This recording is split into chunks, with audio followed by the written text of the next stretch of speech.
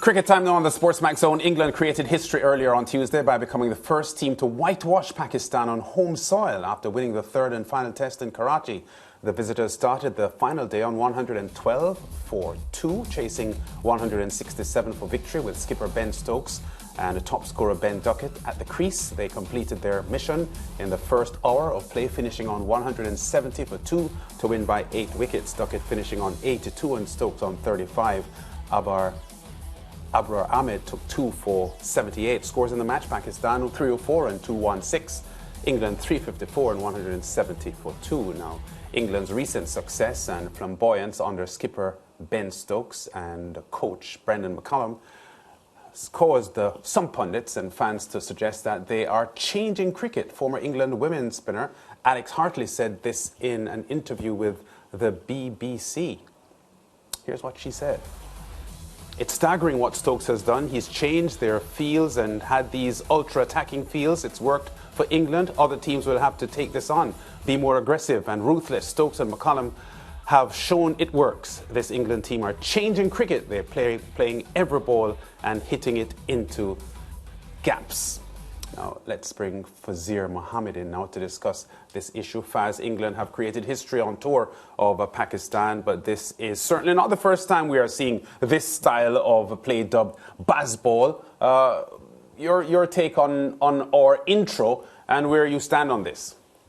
It is a remarkable transformation, no question about it. I wouldn't go to the extent to which you are seeing it being played up in the English media, especially as if this is some fantastic revolution, because again, that quote you just gave, with the greatest respect to an England women's cricketer, it would only sound revolutionary if you fell out of sycamore tree last week Monday morning, because there have been other teams over the years that have played ultra-aggressive cricket. A certain West Indies team of the 70s and 80s comes to mind with the fast bowling armory and the quality of the batsmanship. But take nothing away from England, because again, you have to put it in context. They were annihilated in the Ashes. They were embarrassed by the West Indies in Grenada. And then, with the change of coach, the change of personnel, a complete change of attitude, they could have reverted to type after they lost heavily to South Africa, but they didn't. And to win 3-0 in Pakistan, notwithstanding maybe the caveat about Pakistan trying out new players or whatever, that doesn't matter. You've won 3-0 in Pakistan when no one has been able to do that before. And included in that is an 18-year-old who at the start of this year was in England's under-19 team for the tournament in the Caribbean, where they reached the final and lost to India, the favourites.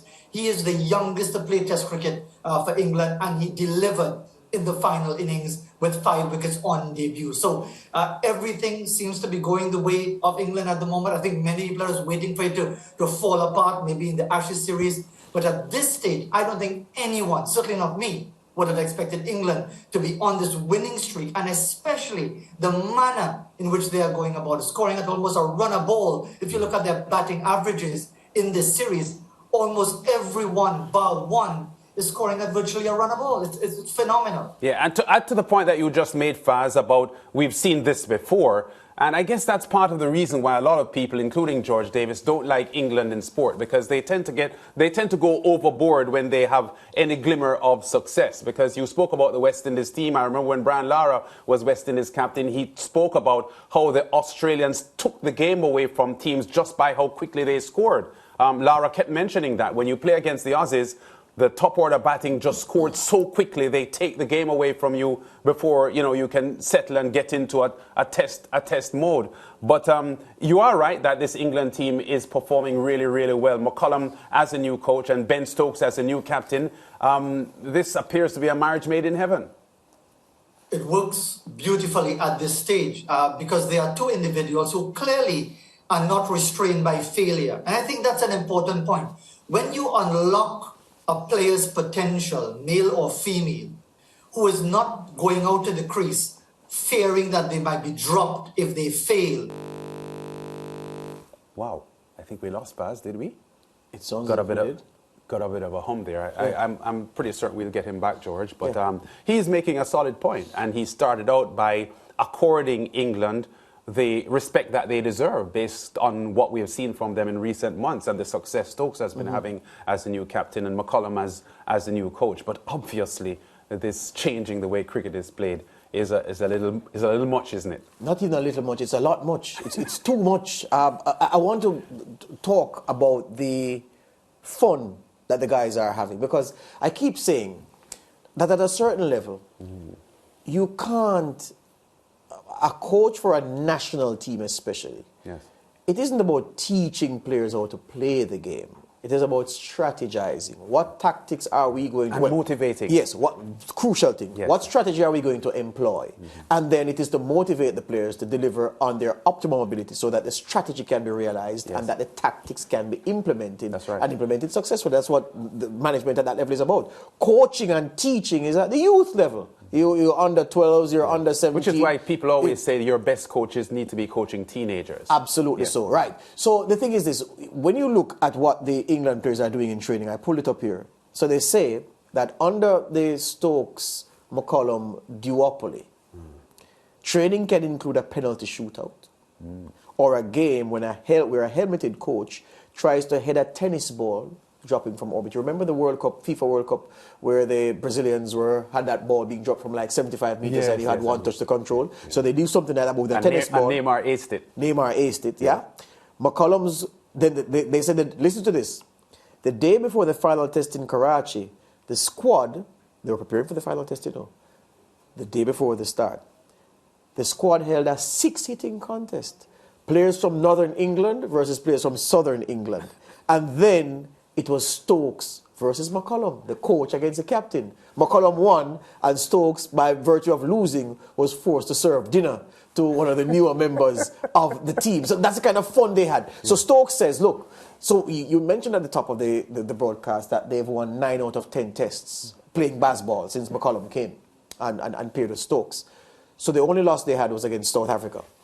Stokes said after that South Africa defeat, when they left the field, and by the time he entered the dressing room, he entered a very solemn dressing room. The players were quiet. So he says it's almost as if everyone was bracing themselves for a tirade from the captain, for him to criticize, for him to vilify, for him to say, you are rubbish, you didn't do this, you didn't do that. He says he read the room immediately, and he was racking his brain as to what the devil am I going to say to them, because they're expecting me to dive into criticism. And he just said, all right, hands up who wants to go and play golf. And everybody started laughing.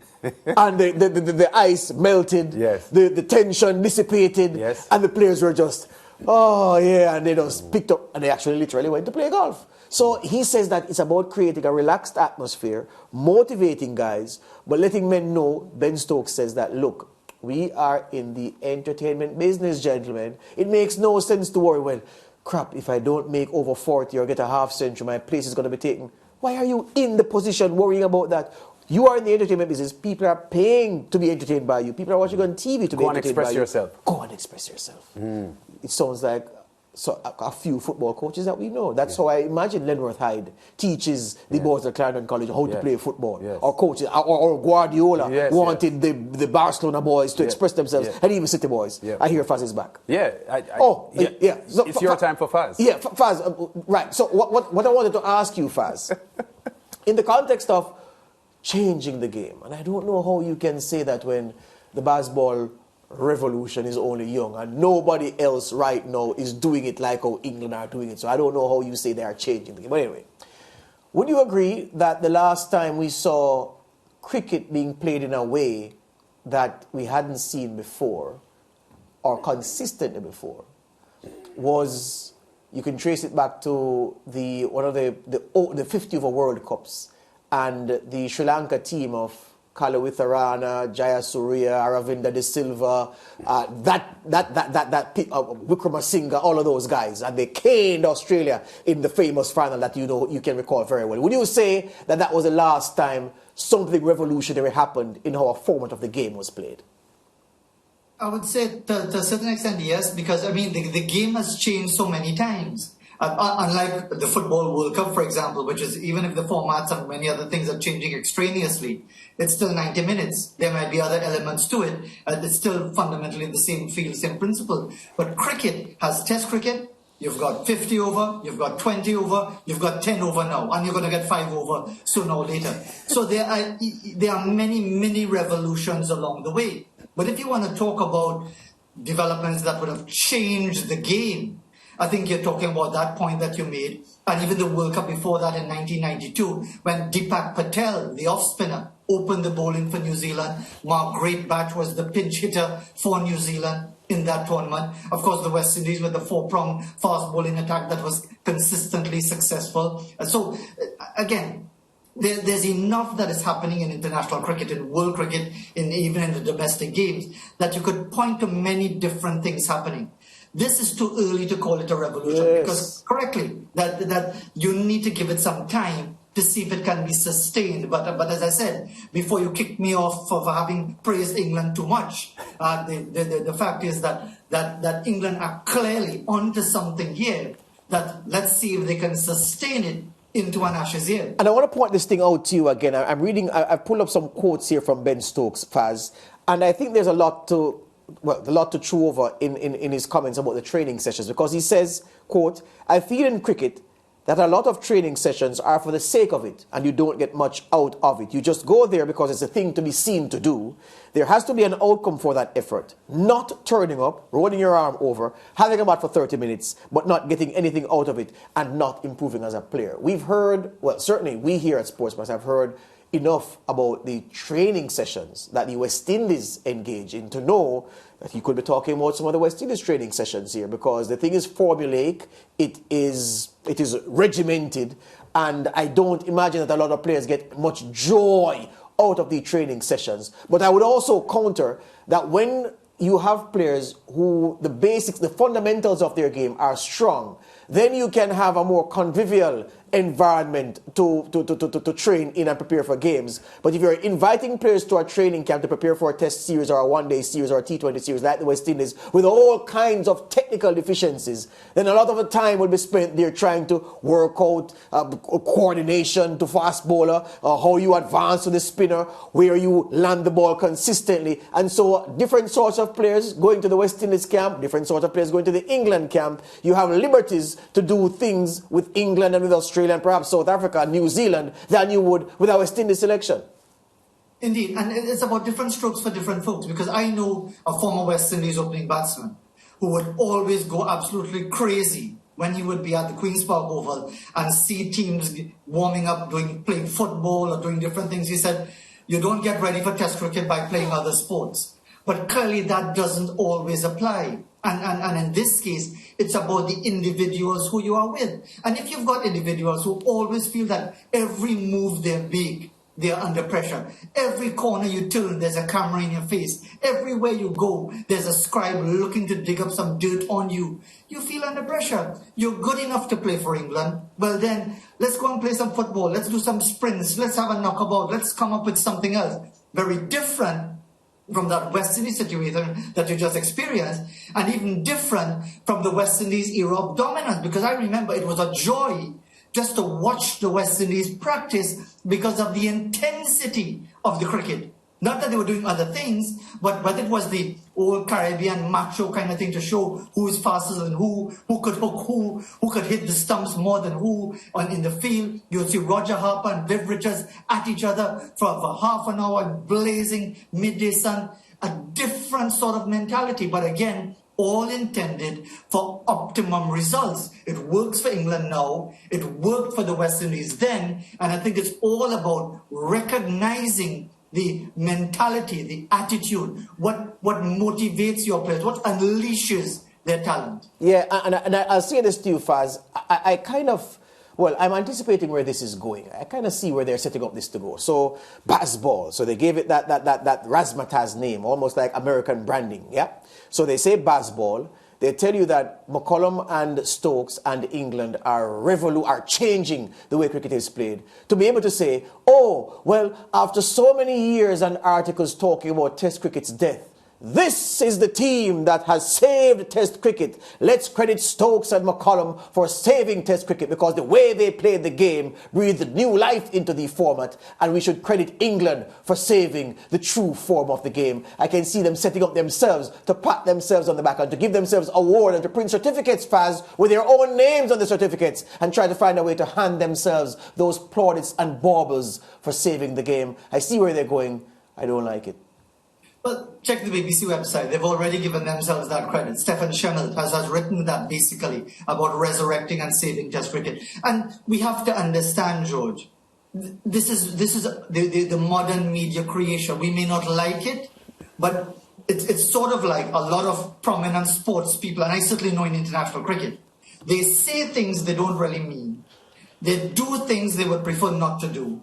They give opinions that are not necessarily true because it's all about likes and shares. It's all about saying things that attract attention to you. And as in this case, you already have a fanatical British media.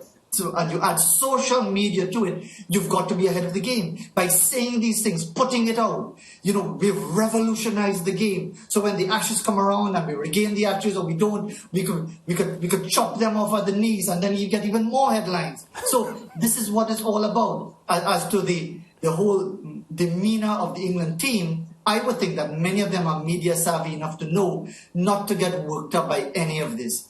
Because if you start drinking from the same vat of Kool-Aid, it could prove quite toxic when things don't go your way. No other media in the world builds you up and tears you down like the British press. Absolutely none. Fazir, thank you for your time today, my friend. All the best. Take care. Good. Yeah, lads. Yeah. Yep. Before we break the segment, I think England right now have a lot of concrete players made out of stone, George, because we heard Mark Wood saying recently that he would run through a brick wall for Captain Ben Stokes. Now, when Ben Stokes had run into that Bristol brawl trouble he beat up the guy at the pub there, he had said then that he would run through a brick wall for Joe Root, yes, because Root had given him unconditional support in his times of troubles and tribulations. Yes. So there are a lot of men made of stone in the England setup. A lot of men willing to run through walls. Run through walls. Not me, please. Let's take a break. Back with more after these.